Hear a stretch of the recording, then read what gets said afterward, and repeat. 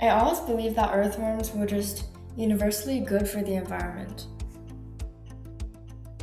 They're amazing for gardens and great for farming soil, so it's easy to assume they belong everywhere.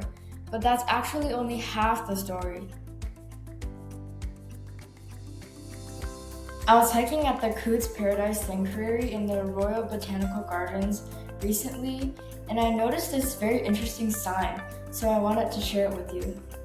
Did you know that almost all of the earthworms we find across Canada are actually non-native? The ones dominating our hiking trails today were brought over from Europe by settlers in ship and soil. During the last ice age, giant glaciers crushed and froze the land, wiping out the native earthworms across nearly the entire country. Because of that, Canadian forests spent thousands of years evolving to thrive entirely without them. These ecosystems rely on a thick, slow-decaying blanket of leaves and organic matter on the forest floor, which is called the duff layer. The problem is that these introduced earthworms eat through that leaf blanket way too fast.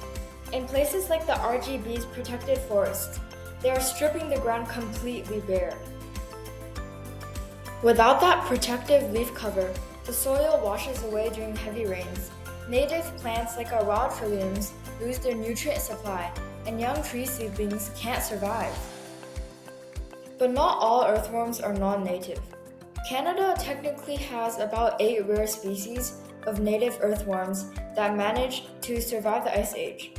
But the catch is, they only survived in tiny pockets of land the glaciers missed, like parts of the Yukon, the BC coast, and a small area in Alberta. So, practically every single worm you or I have ever seen under a log or on a hiking trail in the rest of Canada is non-native.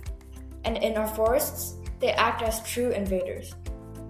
And the wildest part is, we are the ones helping them invade. On their own, earthworms can only crawl 5 to 10 meters per year. They can't cross highways or hike deep into provincial parks like us.